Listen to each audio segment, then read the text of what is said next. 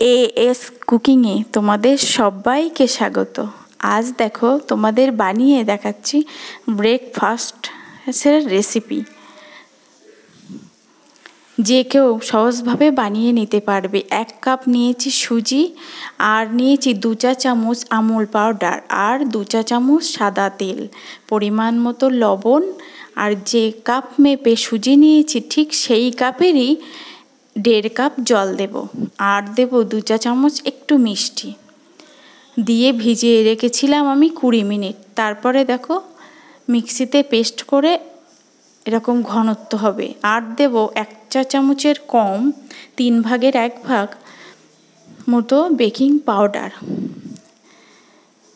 একটা পেস্ট বানিয়ে নিয়ে রেখেছি। এই পাশে একটা থালা বা প্লেট জাতীয় নিলাম, নিয়ে একটু ঘি ব্রাশ করে দিলাম চারিদিকে, দিয়ে সেই ব্যাটারটা ওপর থেকে ঢেলে দিলাম। ঢেলে দিয়ে একটু নাড়িয়ে চাড়িয়ে ড্যাব ড্যাব করে নেব, যার জন্য ভিতরে বাষ্পটা যেন না থাকে। এই জন্য একটু ঘুরিয়ে ঘুরিয়ে নাড়িয়ে চাড়িয়ে ড্যাব ড্যাব করে দিলাম। এবার ওপর থেকে কটা কিশমিশ সাজিয়ে দিলাম। এবার একটা কড়াইতে স্টান দিলাম জল দিয়ে। এটাই খইও দেয়া যাবে। খই তোমরা একসঙ্গে সুজির সাথে পেস্ট করে দিতে পারো। কড়াইতে দিয়ে ঢাকনা দিয়ে আমি 20 মিনিট রেখেছিলাম। ঢাকনা খুলে দেখো ছুরিতে লাগছে না, মানে এটা আমার রেডি। তারপরে দেখো ছুরির সাহায্যে খুব অনায়াসে এটা উঠে আসে বা উঠে আসছে,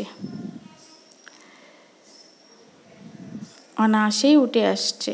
দেখো ওপর পিঠটা নিচের পিঠটাও ঠিক তেমনই। এইবার এটাকে পিস পিস করে কেটে নেব।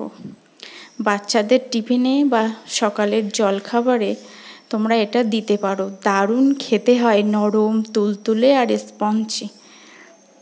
এইবার কেটে নিয়েছি। এবার একটা প্যান নিলাম, নিয়ে বাটার দিলাম। বাটার ব্রাশ করে নিয়ে সেই পিসগুলো একটা একটা করে দিয়ে এপিঠ ওপিঠ একটু লালচে করে ভেজে নেব। ভিডিওটা ভালো লাগলে অবশ্যই লাইক, বন্ধুবান্ধবের সাথে শেয়ার করে দেবে, আর কমেন্ট করে জানিও কেমন হলো, আর সাবস্ক্রাইব করে পাশে থাকার অনুরোধ রইল। এপিঠ ওপিঠ একটু লালচে করে ভেজে নেব। দারুণ খেতে হয়, স্পঞ্জি নরম তুলতুলে। যখন তখন তোমরা এটাকে বানিয়ে খেতে পারো, বাচ্চাদের টিফিনেও দিতে পারো। একবার তোমরা বাড়িতে বানিয়ে অবশ্যই দেখো, খুব সুন্দর খেতে হয়। দেখো,